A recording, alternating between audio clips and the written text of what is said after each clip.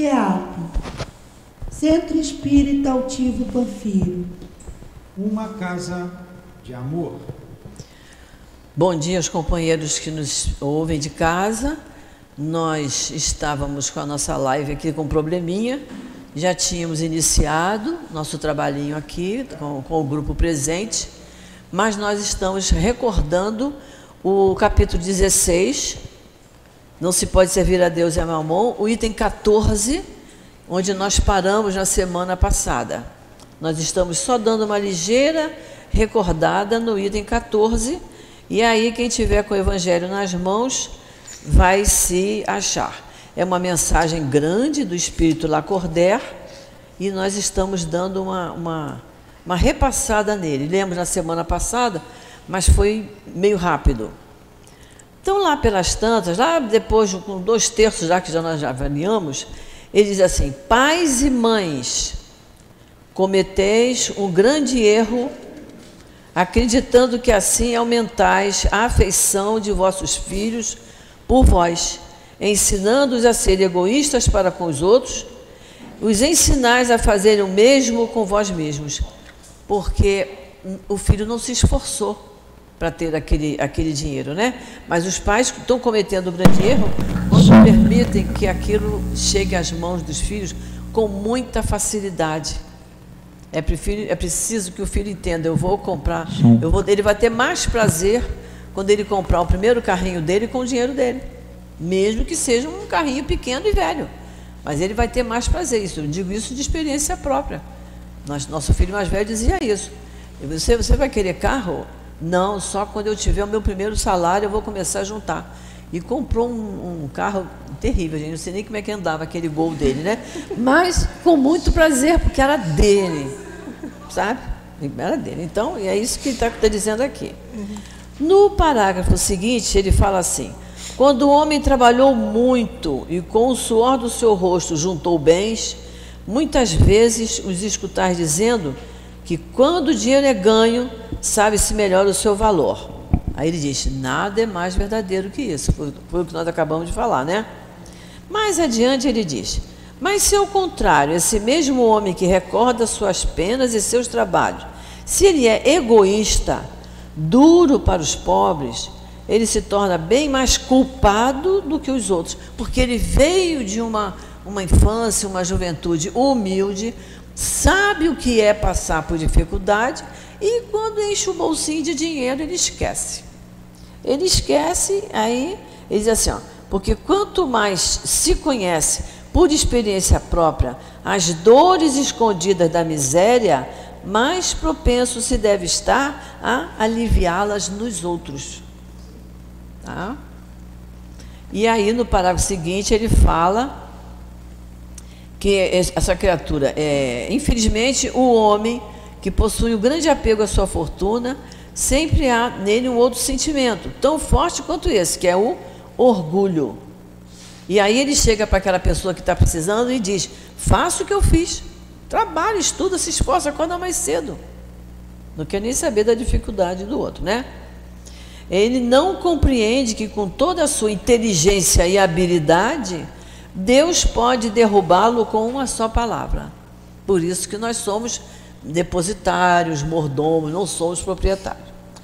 E o parágrafo último que nós lemos na semana passada é esse, ó: esbanjar fortuna não é um desapego. Não é.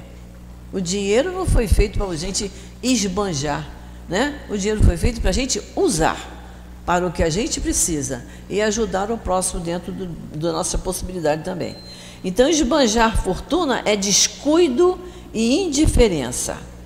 No finalzinho desse parágrafo, ele diz: aquele que esbanja ouro para satisfazer uma fantasia não daria 1 centavo para prestar um auxílio, porque o dinheiro é dele.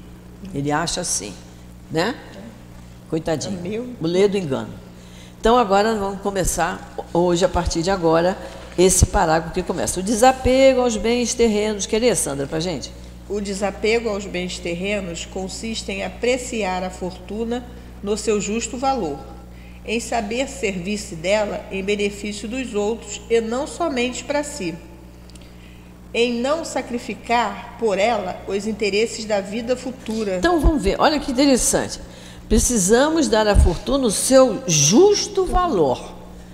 Então, a pessoa tem uma soma boa de dinheiro, ela tem direito a ter o seu conforto, o seu bem-estar, está lá no Livro dos Espíritos. Quando você desfruta de conforto, de bem-estar, adquirido com o seu suor, com o seu trabalho, tem nada de errado nisso. Tem gente que pensa assim, olha, o espírita faz muita caridade, então, para que ele não devia ter carro zero?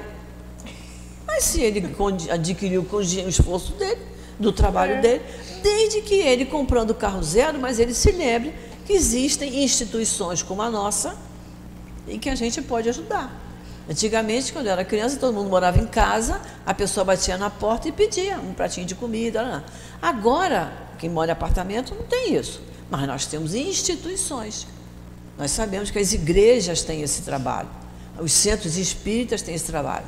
Então, já que ninguém está batendo na nossa porta, que a gente, em geral, mora em apartamento, a gente traz para a instituição, mas podemos ajudar, sim.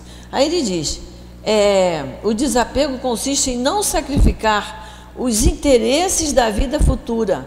E aí isso lembra aquela pessoa que trabalhou muito para ter muito dinheiro, aquele pai ou aquela mãe que trabalhava de 7 da manhã às 8 da noite, né? Que hoje, então, isso, com o trabalho virtual, feito em casa, né? As pessoas não têm nem tempo de olhar os filhos, mas nem sempre ela precisava fazer aquela quantidade de horas, mas porque ela queria um salário maior, ela queria ter um apartamento melhor, maior, e ela, então, o que ela sacrifica na vida futura? A vida dela com relação aos filhos. Já vi muito pai dizer, por causa do trabalho, não vi meus filhos crescerem. O que é isso? Não é ver crescer, é acompanhar a infância, a adolescência, né? Que os filhos precisam do pai e da mãe.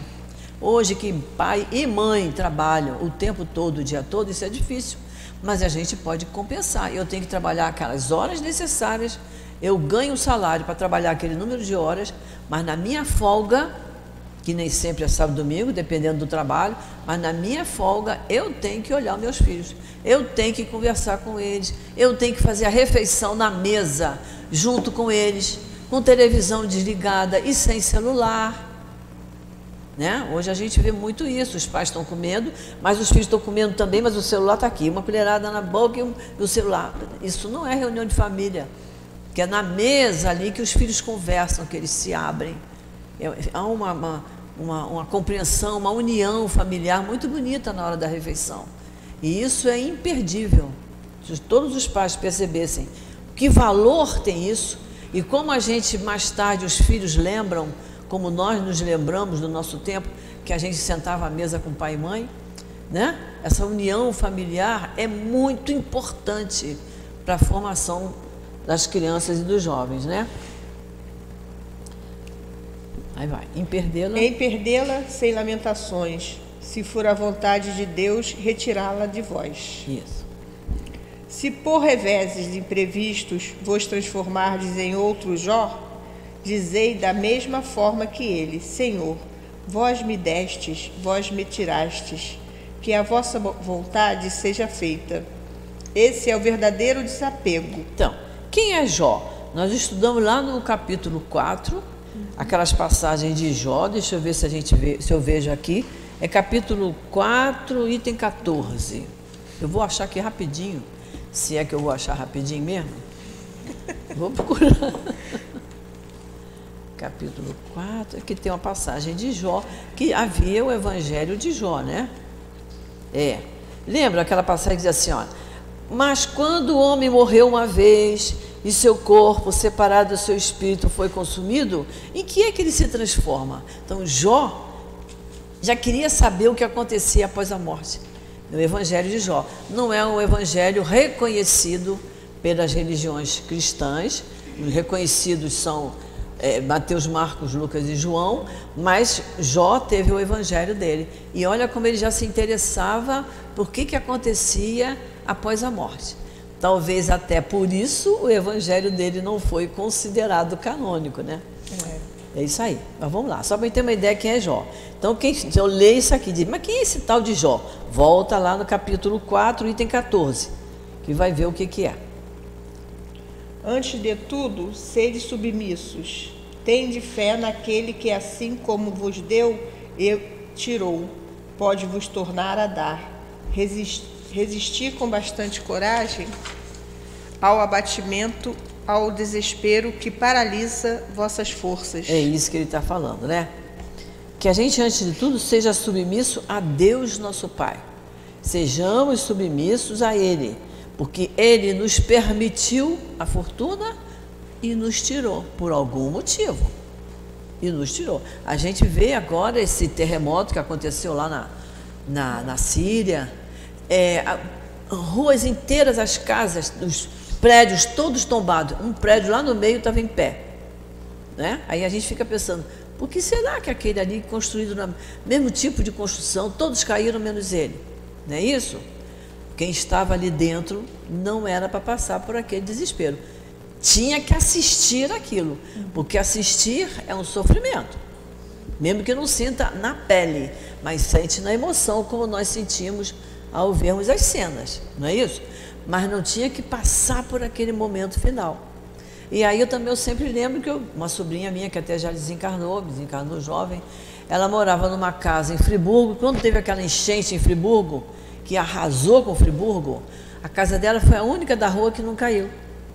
A casa dela ficou intacta. Ela, o marido e as duas filhas ficaram dentro de casa. E ela disse, só estou ilhada, porque ela não tinha como sair, porque a altura da lama era enorme, ela ficou presa dentro de casa. Mas não aconteceu nada com a casa dela. Então isso, só Deus sabe o porquê, né? Então nós temos que ser submissos à vontade de Deus. E ele diz, resistir com bastante coragem ao abatimento. Resistir ao abatimento, não é para ficar desesperado. Por que Deus fez isso? Que às vezes a pessoa que não aconteceu quase nada com ela ainda tem uma revoltinha. Ela está vendo que os outros têm uma situação pior, mas ela, na hora do desespero, ela ainda tem um pouquinho de revolta, né? Ele diz, resistir ao desespero que paralisa vossas forças. A pessoa que fica chorando com a mão no queixo, com a mão na cabeça. E aí a gente sabe que existem aqueles que são resilientes. O que é a pessoa resiliente? É aquela pessoa que dá a volta por cima. Não tinha uma música que falava isso, né? Levanta, sacode a poeira e dá a volta por cima. É isso aí, é você dizer, vou voltar a trabalhar. Vou voltar a fazer o que eu posso fazer, né? Conheci uma pessoa também que tinha uma situação financeira muito boa. E aí o marido perdeu o emprego, os filhos estavam estudando. Ela disse, o que eu sei fazer? Bolo, porque ela não trabalhava. Eu vou fazer bolo, vou aprender a confeitar. E aí começou foi ajudar o marido e ajudar os filhos naquilo ali. Aprendeu a fazer bolos bonitos para casamento, aprendeu a fazer pães recheados. Ficava o dia inteiro na cozinha. Ela disse, mas é uma maneira da gente sair do sufoco. Ela poderia ter ficado, né, se descabelando porque ninguém tinha dinheiro, mas teve que vender a casa que morava, foi morar num apartamentinho pequenininho. Mas ela foi resiliente e eu conheço ela, é uma pessoa que mostra assim não é, Jorge, um equilíbrio, uma tranquilidade, como se não tivesse acontecido nada daquilo com ela. E a gente sabe que foi um baque muito grande. Então é isso aí, a resiliência é isso. Vamos lá. Nunca vos esqueçais de que Deus, quando vos aflige com uma prova, sempre coloca uma consolação ao lado da prova maior. Mas pensai principalmente que existem bens infinitamente mais preciosos que os bens terrenos. E esse pensamento vos ajudará a desapegar-vos deles. O pouco valor que se dá a uma coisa faz com que se fique menos sensível à sua perda. É que as pessoas valorizam muito, né? Eu conheço uma pessoa que diz assim, mas sabe que a pessoa se forma em engenheiro para ganhar 5 mil reais? É muito pouco. Eu digo, mas agora os salários estão nessa base. É a época que a gente vive, né? Os salários estão muito pequenos. Então a gente sabe que o engenheiro, o médico estudou muito, mas os salários estão nesse nível, nesse patamar. Então não adianta você ficar, não, mas eu quero começar ganhando 10, 12, 15, vai ficar desempregado, que não vai ter, não é isso? Então, é o pouco valor que se dá a uma coisa faz com que a gente fique menos sensível. Né? Porque quanto mais você valoriza a perda, o desespero, o ganhar pouco, mais você sofre com aquilo, né? O homem que se apega aos bens da terra é como a criança que somente vê o momento presente. O que se desprende deles é como o adulto que vê as coisas mais importantes, porquanto compreende estas palavras do Salvador: meu reino não é deste mundo. É entender que o importante não é tanto a nossa vida aqui. É claro que é aqui que a gente tem que passar pelas provas, para a gente aprender, né, a enfrentar as dificuldades, para o nosso espírito ir evoluindo cada vez mais, né? Mas a vida importante é a vida no mundo invisível. Então é para lá que nós vamos, é para lá que nós estamos nos preparando. Outro dia eu recebi uma mensagem no Zap de uma pessoa que eu gosto muito, pessoa boa, mas não sabe o que nós estamos estudando. Então ela disse: vamos continuar vivendo o presente, porque o futuro não me pertence. Eu digo, então pertence a quem? É de quem? Né? Se o meu futuro não me pertence, eu não sei a quem pertence, é um problema seríssimo. Quem será que vai tomar conta dele? Nossa. Não tem noção, não tem a menor ideia. Então, se a gente sabe que o nosso futuro depende de nós, então eu é que tenho que caprichar, não é isso? Então, vamos lá. O Senhor não manda que nos despojemos do que possuímos, para ficarmos reduzidos a uma mendicância voluntária, porque então nos transformaríamos em uma carga para a sociedade. Está vendo? Isso é importante, né? Também é isso. Tem pessoas que acham que tem que... Eu conheço uma pessoa que deu tudo que tinha, né? A religião dela pedia, obrigada. A religião dela pedia, ela foi dando. Só que depois ela começou a bater na porta dos vizinhos para pedir, porque ela não tinha dinheiro para passagem, ela não tinha dinheiro para comer, que é uma falta de consciência do que está fazendo e uma falta de sensibilidade de quem está cobrando. Vocês têm que dar dinheiro, vocês têm que ajudar. A gente faz o que pode. Sabemos que devemos ajudar, mas eu vou ajudar dentro da medida do possível para mim, do que eu posso, né? Para não nos transformarmos em mendigos, né? Que é o caso que ele está falando aqui, que é uma carga pesada para a sociedade. Porque a pessoa diz assim, pô, mas ela tinha muita coisa, ela deu tudo lá para a religião dela, ela deu mesmo, ela deu geladeira, deu fogão, deu uma opção de coisa. Dava quase que o salário dela todo e no final... E aí os filhos, já tinha filhos já criados, os filhos disseram, você não deu tudo lá para a tua religião? Agora vai lá e pede. E não ajudaram ela. Porque é falta de juízo e falta também de sensibilidade de quem recebeu. Porque ela não era rica. Era só dizer, fulano, você tem certeza que você pode me dar uma geladeira? E como é que você vai congelar suas coisas? Como é que você vai manter seus legumes e verduras? Né? Uma questão de sensibilidade. Proceder assim seria interpretar mal o desinteresse pelos bens terrestres. É muito desinteresse. Trata-se de uma outra forma de egoísmo, em que o indivíduo fugiria da responsabilidade que a fortuna faz recair sobre aquele que a possui. Deus a concede a quem lhe parece bom para administrá-la, em proveito de todos. Portanto, o rico tem uma missão que ele pode tornar bela e proveitosa para si. Olha só, Deus concede a fortuna a quem lhe parece bom para administrá-la. Deus não se engana, mas tem o momento da escolha das provas, né? Quando a gente está prestes a reencarnar, tem o momento da escolha das provas. Vai escolher prova o espírito que já está numa situação mais mediana. Aquele que está numa situação muito ruinzinha, ele vai lá direto para você sofrer um pouquinho e para aprender na base da dureza. Que a gente já sente isso, né? A gente aqui, muita coisa a gente aprende na base do empurrão. Se a gente ficasse tivesse tudo bem, a gente se acomodava, não é isso? Então, ele diz, ele concede a quem parece bom. A pessoa vai para a hora da escolha das provas e diz, olha só, eu quero receber, eu quero ter dinheiro para eu fazer acontecer, eu prometo que vou fazer. Aí Deus diz, então tá bem, vamos testar esta criatura, vamos provar. Ele vem com dinheiro, chega aqui, pinta os canecos, faz o que bem dá na telha dele, né? Aí é nessa hora que Deus retira, né? Aí ele diz, porque o rico tem uma missão que ele pode tornar bela e proveitosa para si, que quando a gente faz o bem, a gente está fazendo bem para nós, porque é o nosso espírito que está nos promovendo aquela oportunidade, é o nosso espírito que está crescendo. Então, é proveitosa para si e depois para o outro, não é? Quando a gente faz o bem, faz a caridade, a gente diz, ajudei muita gente, eu já fiz, aconteci. Se você fez por amor, você fez bem primeiro para você, para o seu espírito, né?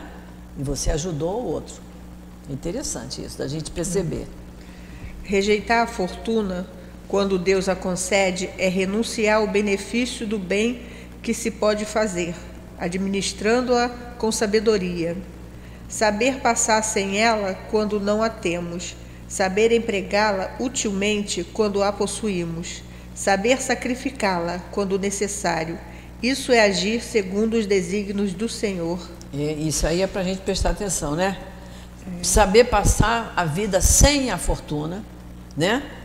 Pobre, mas com respeito, com amor a Deus, entendendo a situação, se esforçando, trabalhando, não é? Esperando só receber o que está pronto, né? Saber empregar a fortuna quando tem, empregar utilmente. Saber também sacrificá-la quando for necessário, não é? Às vezes você tem um fogão, aí a pessoa diz assim, olha, eu estou sem fogão, estou precisando de um dinheiro para comprar um fogão. Aí você diz assim, mas o meu fogão já está velho, eu não vou dar um fogão novo para ela porque o meu está ruim. Primeiro vou comprar o meu, então eu estou pensando em mim primeiro. Mas o meu está velho, mas está funcionando, mas ela não tem nenhum. Então eu tenho que dar o fogão dela. Se sobrar dinheiro, eu compro um novo para mim. Se não, se o meu está funcionando, eu fico com ele. Mas, em geral, a gente faz uma comparação. Nem eu tenho isso, como é que eu vou dar aquilo para o outro? Né? São esses maus juízos que a gente faz da vida é que nos atrapalham, né? Que aquele para quem chega o que neste mundo se chama de boa fortuna, diga, meu Deus, tu me enviaste um novo encargo, dá-me força para cumpri-lo de acordo com a tua vontade. Olha só, tu me enviaste um novo encargo, dá-me forças para cumpri-lo de acordo com a tua vontade. A gente fica pensando, sabe de que eu me lembrei nesse momento? Do nosso presidente Newton, né? Ele, de repente, ele cria uma casa espírita, ele cria uma obra social, né? Ele sentiu necessidade disso, pela saudade que ele sentiu com a perda da esposa, com a partida dela, mas isso aí é uma coisa que ele tem mesmo que falar todo dia. Vou até perguntar a ele se ele faz isso todo dia. Dá-me forças para cumprir de acordo com a tua santa vontade. Porque se aquilo surge no nosso caminho, é para a gente fazer, né? Mas aí eu tenho que fazer com vontade, porque foi Deus que colocou aquilo. Porque ele poderia ficar chorando com a mão no queixo até hoje, né? Ele poderia ficar. Ele tem o salário dele de aposentado, ela era professora, deixou uma pensão para ele, ia viver tranquilamente. Mas ele teve vontade de fazer uma obra. Então, que Deus dê a ele força para que ele cumpra essa missão dele, né? Que é uma santa vontade, né? Por isso, nós, nas nossas orações, nós temos que pedir muito por ele também, porque a nossa casa atende a muita gente, não só na parte material, como na parte emocional. E as pessoas que vêm com problemas emocionais, é preciso que a gente esteja equilibrado para ajudar essas pessoas, não é isso? E muitas pessoas vêm à casa por isso. Ela quer conversar, ela quer falar dos seus problemas, muitas vezes materiais, muitas vezes emocionais. E a gente está aqui para colaborar. Nós que estamos estudando, nós que estamos trabalhando na casa, estamos aqui para ajudar. E aí, Guilherme? Então, quando a gente pensa no universo como um todo, em que a gente encontra no universo a ordem, o equilíbrio e a harmonia, a gente pode resumir que literalmente tudo aquilo que nos é concedido pela natureza, que nos chega, né, tem essa conotação do que a gente acabou. Não é à toa, né? Não é à toa. Tudo tudo é necessário. É necessário. Né? E a gente tem que ter essa submissão, É. esse comportamento de aprendiz. De aprendiz, esse entendimento. Para que a gente possa viver a situação com simplicidade, sobretudo. Com simplicidade. Né? E com raciocínio, né? Raciocinando em cima daquilo. Por que isso veio às minhas mãos? Não é à toa. Então eu tenho que fazer o melhor que eu posso para aquilo que chegou no meu caminho, né? Toda lamentação é inadequada. A lamentação é terrível. O lamentar, o queixar-se. Aqui no Evangelho diz isso. As pessoas que se queixam, que se reclamam muito, é uma perda de tempo e é um atraso para si. Eis aí, meus amigos, o que eu queria vos ensinar sobre o desprendimento dos bens terrenos. Resumirei dizendo: procurai-vos contentar com pouco. Se sois pobres, não invejais os ricos, porque a fortuna não é necessária para a felicidade.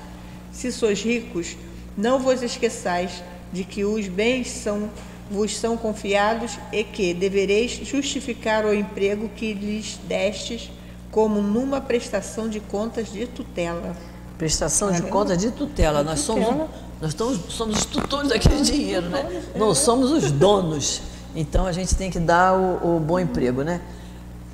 Mas é interessante isso, né? A humildade do espírito Lacordaire, né? Ele dizia: é isso que eu queria vos ensinar sobre o desprendimento dos bens terrenos.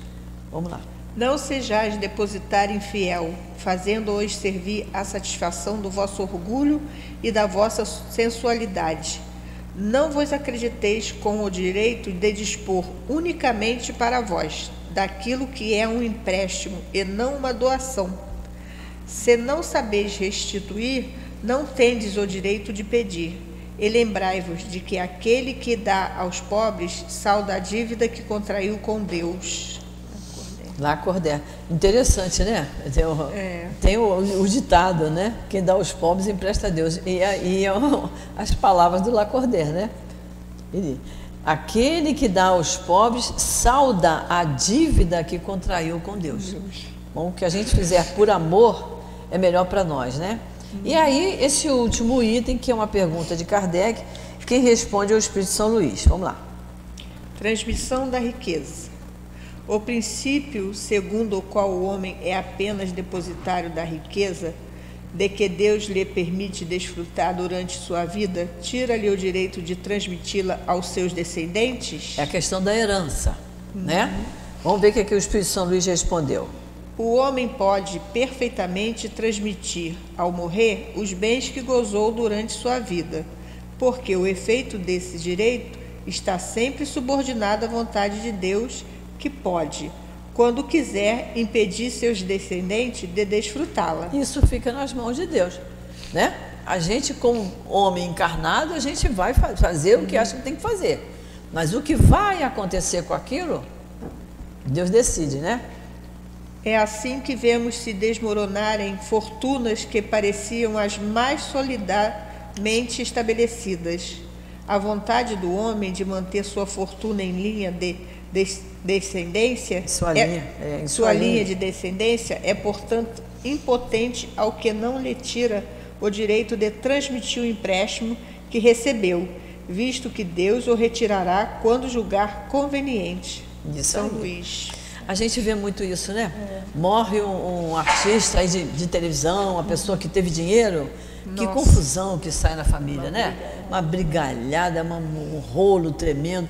A criatura não é nem, né? Como outro dia apareceu no Facebook o que a Glória Maria vai deixar para as filhas, que não vai deixar, sei lá.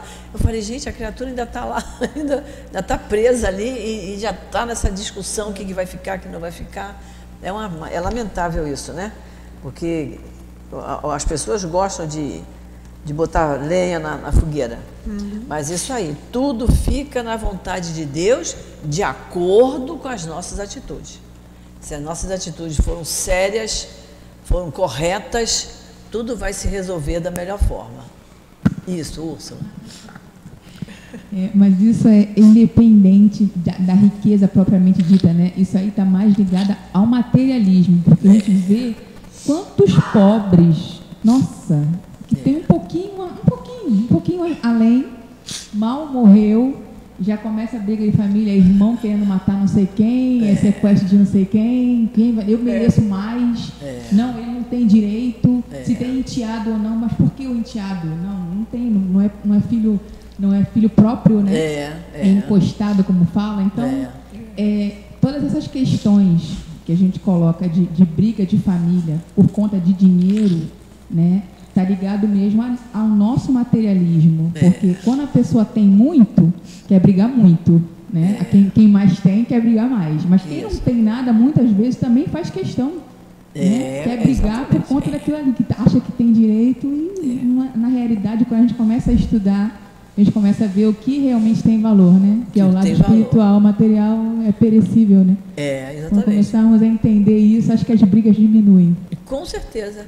Você vê, por isso que o Kardec fez um capítulo inteiro para falar sobre isso, sobre o apego e o desapego, porque isso perturba muito o relacionamento.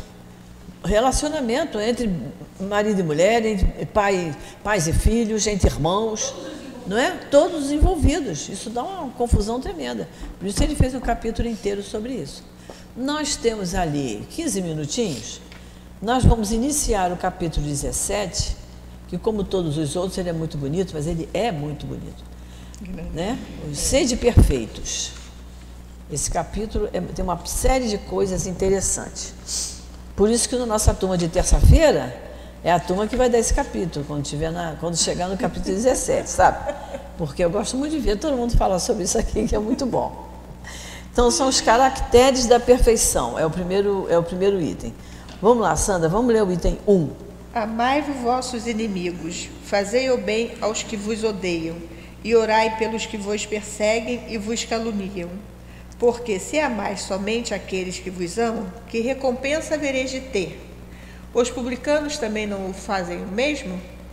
E se saudardes apenas os vossos irmãos, que fazeis especiais, que fazeis de especiais mais que os outros? Os gentios também não fazem assim? Sede, pois, vós outros perfeitos, como o vosso Pai Celestial é perfeito. É a primeira vez que nós estamos lendo isso aqui no Evangelho? Não, né? Já lemos isso em outros lugares. Tem um pedacinho que é lá dos mandamentos, tem um pedacinho também que é do capítulo 12, né? Do Amai os inimigos. Mas é bom que o Kardec coloca repetindo para a gente não esquecer. Vocês vejam que ele botou Mateus capítulo 5, versículos 44 e 46 a 48. Ele pulou o versículo 45 e foi direto do 46, 47 e 48. Lá no capítulo 12, ele usou Mateus capítulo 5, versículos 43 a 48. Já foi mais abrangente. Mas nesse capítulo aqui, ele achou melhor colocar esses versículos. Kardec era professor, era um trabalho muito didático, né? O trabalho que ele teve para montar o Evangelho, né? Que trabalho bonito, né? Mas o que prendeu mais a gente, depois disso que nós já ouvimos falar disso, né? Os gentios, quer dizer, os pagãos também não fazem assim, cumprimentam só o que eles gostam, o que eles conhecem, que pensam igual a eles, né? Ele diz assim, amar o inimigo, que a gente fica ainda meio complicado, fazer o bem àqueles que vos odeiam, se ele me pedir desculpa, eu faço, né? Orai pelos que vos perseguem, é complicado isso, né? Então ele vem questionando isso, aí ele diz assim, os gentios também não fazem assim? Não tem esse comportamento? Os pagãos, as pessoas que não entendem nada de encarnado e desencarnado, mundo visível, mundo invisível, reencarnação, que não age assim? Então ele diz, sede, pois, vós outros, ele está falando com quem estava ouvindo as palavras dele, que só acompanhava Jesus, quem estava interessado em ouvir as palavras dele, que é o nosso caso. A gente vem à casa espírita porque a gente quer estudar. Quem não quer estudar, já está lá, o caminhão de som está lá na praia. Já estou arrumando lá, porque hoje já tem baile lá, sei lá, desfile de bloco lá. Entende? Sede, pois, vós outros perfeitos, como o vosso Pai Celestial é perfeito. Aí a gente se espanta, peraí, ser perfeito como o vosso Pai Celestial é perfeito? Nós não estamos aqui tanto buscando perfeição, nós estamos buscando felicidade. A gente quer ser feliz. E quando a gente está feliz, está tudo bem, né? né? A gente tem paciência, a gente está alegre, né? É isso aí. Mas o nosso caminhar vai nos levar à perfeição. Mas nós não vamos chegar igual a Deus, igual a Ele nunca, jamais. Mas Ele vai explicar isso aqui no item 2. Vamos lá, vamos ler o item 2. Quer falar, Guilherme? Fala. A senhora fez uma observação muito importante, porque nós temos que ter claro os fins que desejamos, né? Porque quando se deseja felicidade, se eu não tiver bem claro os meios para consegui-la, eu supostamente posso fazer o mal em meio a essa caminhada em busca da felicidade. Vou me atrapalhar. É diferente buscar a perfeição e buscar a felicidade, são coisas diferentes. Né? Que a perfeição vai ser o conjunto de tudo. É lá no final. Nós não vamos ser espírito perfeito, mas vamos ser espíritos felizes, habitando mundos felizes. Sim, mas a busca da perfeição, eu vou trilhar uma linha de reta ação para chegar àquele fim. Se eu traço uma linha para a felicidade, eu não estou preocupado qual caminho eu vou seguir, entendeu?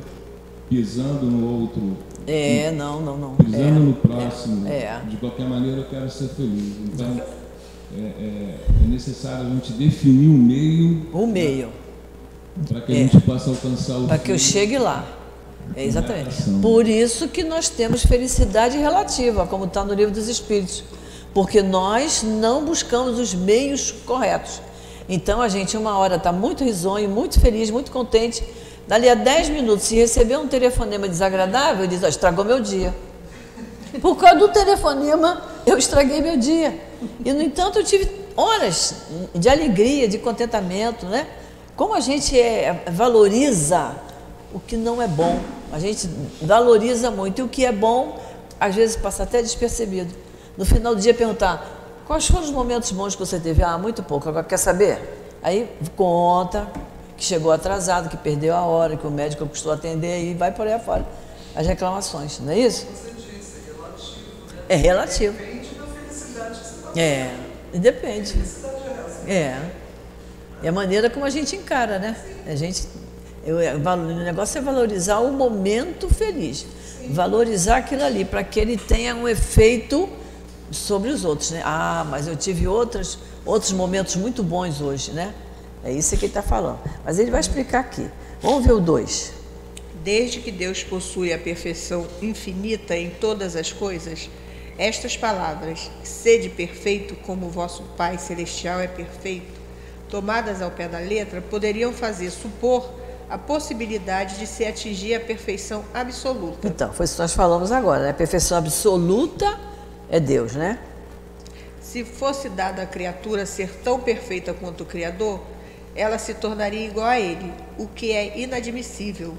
Porém, os homens a quem Jesus se dirigia não teriam compreendido essa questão. Ele, então, se limitou a apresentar-lhe um modelo e dizer que se esforçassem para alcançá-lo. E aí, quando ele diz aqui, né? Os homens a quem Jesus se dirigia não teriam compreendido essa questão. Então, ele se limitou a apresentar aos homens um modelo. Para Jesus apresentou como modelo o Pai Celestial. E o Pai Celestial nos enviou como modelo Jesus. Né? O Pai enviou Jesus como modelo. Mas Jesus falando tinha que se referir a Deus, nosso Pai, como modelo. A questão do Livro dos Espíritos 625 é qual é o modelo mais perfeito que Deus nos enviou? Jesus. Questão 625 do Livro dos Espíritos. Vamos lá. É preciso, portanto, entender por essas palavras a perfeição relativa, aquela de que a humanidade é suscetível e que mais a aproxima da divindade. Então, a perfeição relativa. É isso que nós vamos atingir, né? Mas em que consiste essa perfeição? Jesus o diz: amar seus inimigos, fazer o bem àqueles que vos odeiam, orar pelos que nos perseguem. Então, essa é a condição. Essa é a condição. Enquanto a gente não conseguir amar o inimigo, enquanto eu não conseguir cumprimentar o inimigo, enquanto eu não conseguir até orar por ele, pedir a Deus por ele, enquanto eu não conseguir, até a felicidade relativa fica um pouquinho distante, né? Fazer o bem àqueles que me odeiam, eu não sei, eu acho que a gente, né? A gente não se sente muito, não estou muito odiado, não, mas a gente não se sente odiado, né? Não. É complicado, a gente tem os adversários, a gente tem aquelas pessoas que olham a gente assim meio de lado, não está gostando muito ali do que a gente está fazendo, está falando, mas odiar, vamos usar o amar menos, né? Como está no Evangelho, não é isso? Vamos lá. Ele mostra com essas palavras que a essência da perfeição é a caridade no seu mais amplo significado, porque ela traz como consequência a prática de todas as outras virtudes. Olha só, ele mostra com essas palavras que a essência da perfeição é a caridade, a essência da perfeição. Nós já vimos isso, né? A caridade é como se fosse o alicerce, é a base, né? E ela tem que ser... O prédio, para ficar firme, o alicerce tem que ser de boa qualidade, né? Para poder você subir os andares. Os andares são as virtudes que a gente vai conquistando aos pouquinhos, né? A bondade, a benevolência, o amor ao próximo, a compreensão da vida, né? O entender o companheiro, uma série de coisas que a gente vai... Até chegar à cobertura lá em cima, né? Prédio é cobertura, casa é o telhado. O que fica lá no telhado? O amor, que é a virtude por excelência. Por isso o Antônio de Aquino diz, vocês não sabem amar. Por que a gente não sabe amar como Jesus ensinou? Porque nós ainda estamos na construção do prédio, né? Nós estamos fazendo caridade, nós já estamos entendendo o nosso próximo, nós já estamos ficando mais benevolentes, menos egoístas, menos orgulhosos, mas ainda estamos construindo o nosso prédio. Enquanto eu não construir tudo, eu não chego no telhado. Por isso que o meu amor é do tamanho do meu entendimento. O nosso amor, em geral, está ligado ao sentimento de posse, né? É meio egoísta, né? A gente vê pelos filhos, né? Ninguém pode tocar neles, que dói na gente terrivelmente. O que é isso, né? Porque ele é meu filho, não é isso? Então, é isso aí que a gente... As nossas coisas, né? Quem não gosta de emprestar nada que é seu, né? É o sentimento de posse. Tem gente, eu vi uma pessoa dizer isso para mim, mas eu amo minhas panelas. Eu digo, gente, amar panela está muito mal, né? Eu amo minhas coisas, eu amo meus móveis, eu amo. Tem gente que não se muda de casa porque ama a casa. Tem um apego àquela casa ali. Mas tem gente que usa isso, não é isso? Eu lembro até de uma pessoa que tinha esse hábito, né? Dizia assim, eu vou lavar minha louça, eu vou passar minha roupa. Aí os filhos não ajudavam, porque eles diziam, não, a louça é dela, a roupa é dela, tudo é dela. Então nós vamos cuidar do que é nosso. E ela dizia, meus filhos não me ajudam. Mas claro, as panelas são suas, a louça é sua, a roupa é sua, é tudo seu, né? Agora se disser assim, vamos lavar a louça que nós sujamos, vamos passar a roupa que nós cuidamos e lavamos. Aí é diferente, né? É o nós, né? Não é o eu, né? É isso aí. Então ele fala aqui, a essência da perfeição é a caridade, no seu mais amplo significado, é a caridade material e a caridade moral que nós já estudamos, porque ela traz como consequência a prática de todas as outras virtudes, não é isso? Mais um pouquinho. Realmente, se observarmos os resultados de todos os vícios, e mesmo dos pequenos defeitos, temos que reconhecer que não há nenhum que não altere mais ou menos o sentimento da caridade, porque todos eles têm origem no egoísmo e no orgulho, que são a negação da caridade. Ele está falando dos vícios, né? Qualquer tipo de vício, seja falar demais, dormir demais, comer demais, não é só fumar, beber, tem muitos outros vícios. Qualquer vício nosso é um sinônimo de egoísmo, não é? A pessoa que dorme demais e chega atrasado no trabalho, ela prejudica o colega de trabalho, né? Ela deixa de fazer as coisas dela, o trabalho de casa, para esperar que o outro faça, porque ela tem que dormir, não é? A pessoa que come demais, além dela engordar, ela muitas vezes poderia, ao invés dela comer um pratarragem de comida, ela dividir metade e dar uma metade para quem precisa. Não é isso? É isso, é o egoísmo. Então, ele fala que os vícios estão ligados ao egoísmo e ao orgulho. É isso aí que ele está dizendo.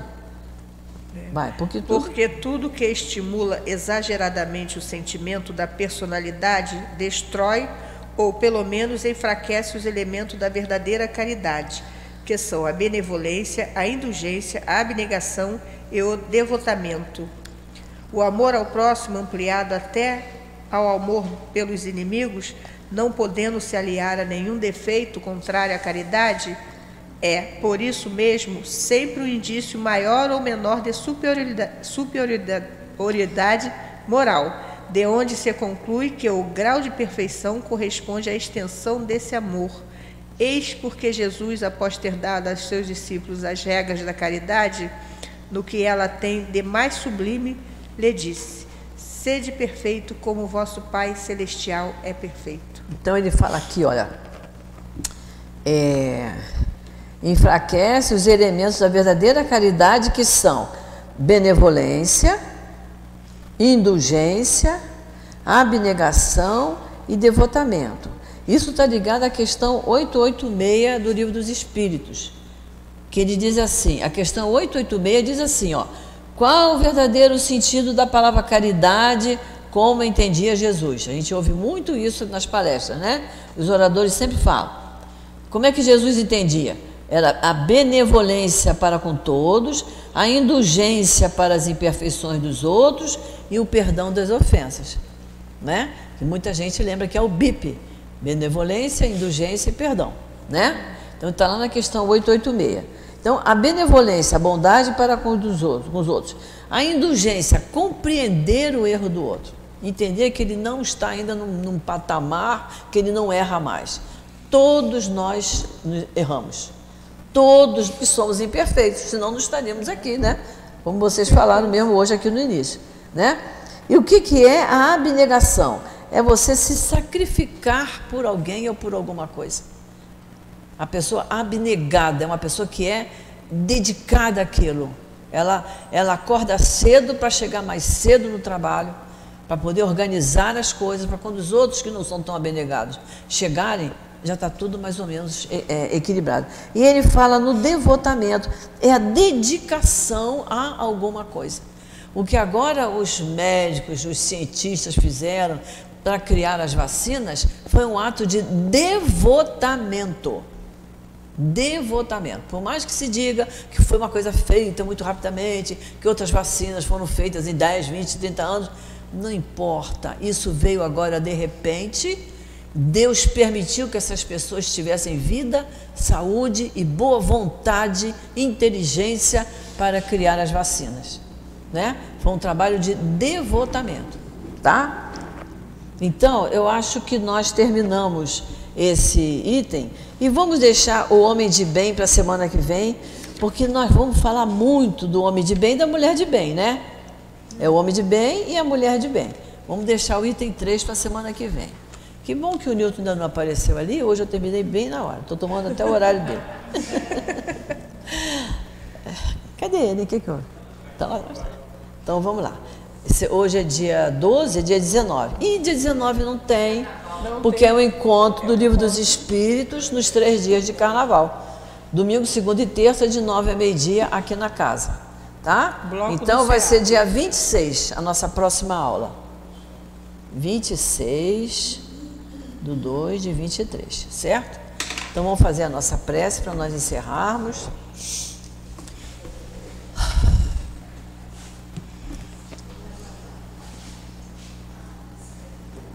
Querido Jesus, querido Mestre Emmanuel, espíritos amigos que colaboraram na execução do nosso Evangelho. Hoje estudamos as palavras do Espírito Lacordaire e São Luís. Tanto entendimento, Senhor, para nós, tantas instruções que nós recebemos através do Evangelho, instruções que nos ajudam, que nos facilitam no nosso dia a dia, Por isso nós muito te agradecemos, Senhor, pela oportunidade que temos de estudar a doutrina espírita, pela oportunidade que tivemos de iniciar tão bem o nosso domingo. E te pedimos, Senhor, que nos ampare sempre, que nos abrace sempre, Senhor, que nos envolva com teu manto de paz, de luz, de serenidade, para que possamos dizer sempre presente aos teus ensinamentos. Então, Jesus querido, com o nosso coração muito agradecido a Ti, a Emmanuel, patrono do nosso estudo, aos espíritos amigos que trabalham incansavelmente no nosso SEAP, na nossa casa de amor. Em Teu nome, Jesus, em nome deles, em nome de Deus, nosso Pai, pedimos permissão para encerrarmos o estudo da manhã de hoje. Graças a Deus.